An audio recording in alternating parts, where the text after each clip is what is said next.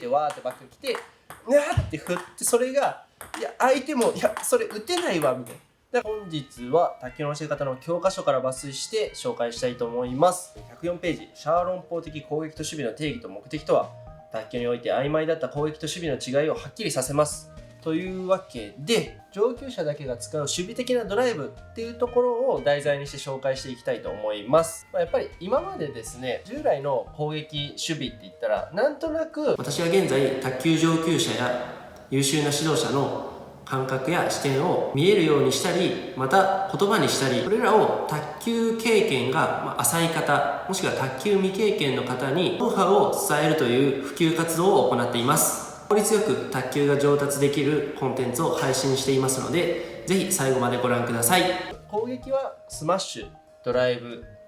守備はツッツキ、ブロックみたいなところで、球速の速い遅いでなんとなく分類されてきたと思うんですね。要するにこういう風にバーンバーンって打ちに行ったら攻撃してる、次ブロックこう止めてたら守ってるみたいなところが多かったと思うんですけれども、上級者層になってくると攻撃的な技術で守備的なことをやったりとか、守備的な技術で攻撃的なことをやったりっていうのが非常に上手くなってきます。やっぱり上に行けば行くほど、もうあからさまになんかめちゃくちゃ浮いてきてバコーンって打ったりとか、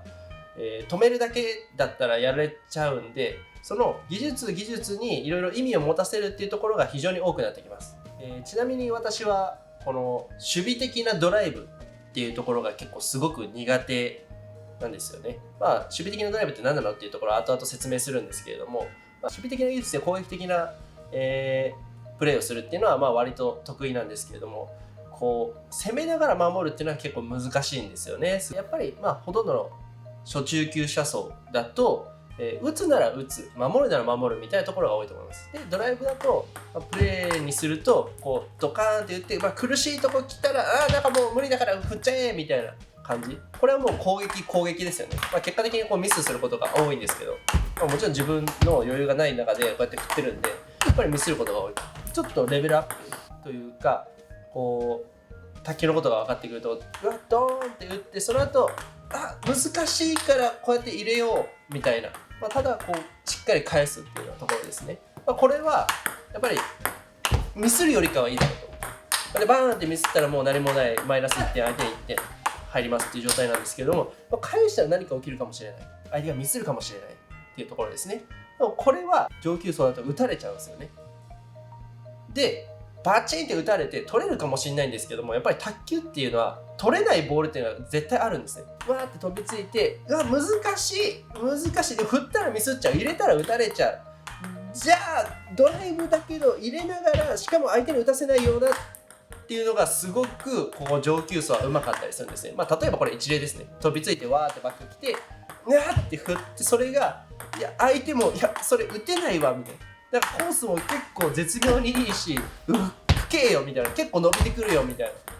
でバーンって打ってきても思いっきりこう踏み込まれてじゃないんで、自分はこっち距離取ってまだ返せるような状況が生まれてくると。ここがやっぱり初中級者層と上級者層の結構違いになってくるのかなと思います。ざっくりなんですけれども、上級者層が考える攻撃と守備って一体どんなことっていうところで、こちら書いてるんですけれども、ざっくり言うと攻撃は相手の打つ時間を奪います、守備は自分の打つ時間を作りますというわけで、例えば攻撃的なツッツキってなると、打球点が非常に速いタタンっていうようなツッツキであったり、ちょっと逆モーションが入ってフォアにやろうからバックみたいな感じの、相手が急に来たっていうような感じで打つ時間を奪ったりとか、相手の打つ時間を奪ってあげることで守備的な技術も攻撃に変わるよと。で守備は自分の打つ時間を作るということで、例えばさっき言った守備的なドライブになるとドーンドーンって、単純に球速が速いんで相手の打つ時間を奪いやすいから、ざっくりこうね、従来はこういうふうに攻撃にこう捉えられてたんですけれども、自分の打つ時間を作るってなると、こうループドライブをギュッてかけてボールを遅くして自分の体勢を整えたりとか、カーブドライブとかもそうですね。だから飛びついてカーンって打ったらそのままノリでカンカンって返されちゃうから、ちょっとグイーンって曲げて球が向こうにつく時間をちょっと稼ぎつつ、自分も戻る時間を確保する。なおかつここで重要なのは、自分の打つ時間を作るっていうところで、これでもいいじゃんみたいな、ロビングとかでもいいじゃんってなるんですけれども、そうすると単純に相手の時間も確保されちゃうんで、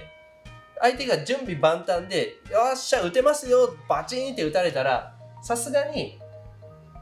これですね、取れないボールを打たれるっていうのは結局あんまり意味がなくなってきます。本当に簡単な話なんですけれども、簡単だけどぶっちゃけ難しいです、やるのは。フルアクセルみたいな感じで試合してたら、自分の技量を超えたボールだったり難しいボールっていうのは卓球では結構多いので、全部が全部バチコンバチコンっていう卓球ではなかなか上級者層にはいけませんよと。そんなバチコンバチコンを打ってる人っていないんですけどね、上級者層で。もちろんその YouTube とか見たら、やべえめちゃくちゃ振ってるえげつないみたいなのはもちろんあるんですけれども、それまでの台上だったりつなぎだったり相手の崩し方だったりっていうのは非常にうまかったり、お互いに卓球台から離れた状態で、球の滞空時間が長いっていう状態であれば、アクセルを踏んでもいいです。っていうか、そういう状態でアクセルを踏んでます。その時にわーって返しちゃったらまた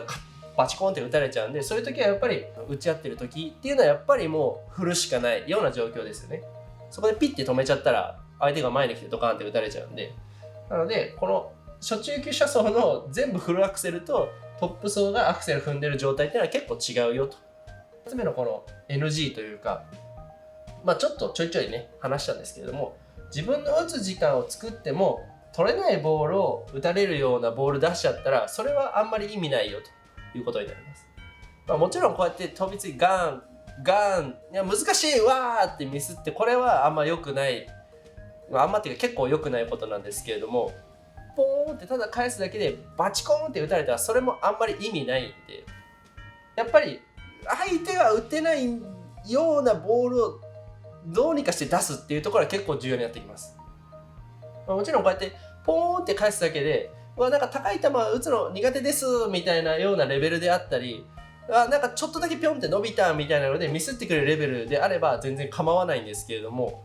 目指すべきところは全部バンバンバンバンって打つとか、なんかただポンポンポンって入れるところではなくて、しっかり自分が、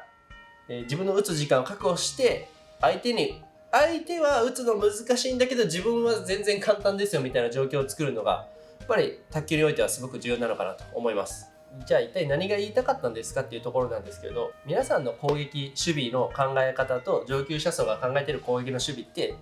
考え方ってちょっと違いますよということです。単純に技術的なところでそれすごい今打ってるね、今なんか守ってるねっていう状態ではないということです。やっぱりその一つ一つの技術の中に今ちょっと守備的に置きに行くしかなかったとか、今つっつきで攻めたな、ストップで攻めたな、ブロックで攻めたなっていうところがあったりするので、そういうところを見えるようになるとだいぶ卓球面白くなってくると思いますし、そういうプレーができるようになると途端にやっぱり勝てるようになります。で、単純にバンバンバンバンバンってなんか入ったら勝った、入れなかったら負けたっていうプレーと、ただただ入れてるだけでなんか相手打ってくるんですよみたいな状態よりかは、ボールを選んでこれはいけます、これは無理ですっていうのだけでも全然変わってきますよね。この中でじゃあ攻撃的なつっつきでどうやるのとか、守備的なドライブでどうやるのっていろいろあるんですよね、正直なところ。例えばつっつきでも切ったつっつきで相手が持ち上げるのが大変で打つ時間を奪うっていうのも、一つの攻撃的なつっつきになりますし、トトンっていう速いつっつきをやって相手がこうやってわーって詰まったっていうのも打つ時間を奪っているので一つの方法ではあります。なので正直なところ、どれやりゃいいよって話ではなくて、自分が得意なことであったり相手が苦手なところっていうところを、その時その時でやっぱり選ぶことが大事になります。選べるように自分の能力も高めとかなきゃいけないっていうところがあるんですけれども、まずは得意なところをやって、まず自分の武器はこれだ、ざっくりありますよね。自分の武器はドライブだってあったとしても、その中でどんどん相手が強くなっていく、自分が成長していく中で、ドライブのこの内訳、例えばコースを内訳るのが得意だとか、回転量の強弱をつけるのが得意だとか、球速の緩急をつけるのが得意だ、いろいろあると思うんですけれども、まずはその中でドライブが得意、その中でこういうのが得意ってどんどん細かくしていって自分ができることを増やしていく。その中で相手に対してどういうふうに使っていくっていうところができるようになってくると、非常に取りこぼしが少なくて勝てるような選手になってくるのかなと思います。というわけで今回はこの辺で終わりたいと思います。ご視聴ありがとうございました。最初に話した通り、私は現在卓球上級者や優秀な指導者の感覚や視点を伝えるという普及活動を行っています。現役の T リーガーや日本リーガー、また名門校の監督さん、公立中学の部活だけで全国大会に連れていく監督さん、経験を YouTube や DVD、書籍などで発信しています。また自分自身全国各地、北海道から九州まで講習会を行ったり、今までの卓球界にはほとんどなかった身体操法、体の使い方ですね、そういった部分の講習会を逆に私自身が受ける、勉強しに行ったり、インターネット上オンラインのコミュニティですね、そこで会員さんとやり取りをして徐々に結果が出てきているのではないかなと感じています。私自身は卓球クラブを持ってとか、指導者として全国1位の選手を育てる、日本代表の選手を育てる、そういった活動は行ってはいませんが、私自身大分県の佐伯市という田舎の出身で、自分が徐々にレベルがステップアップするにつれてなんか違うなと、やっぱり、私の地元だと卓球を大学までやった人がいない、専門的に教えてくれる人がいない、そういった環境だったんですけれども、やっぱり自分自身がレベルアップしていく、その中で自分の経験から得たもの、周りの卓球上級者や優秀な指導者から話を聞くこと、そういった中で自分が最初の頃卓球をやってたことだったり習ってたことっていうのが、あれこれもしかしてちょっと上達にあんまり必要なかったんじゃないかな、そういったことが多くありました。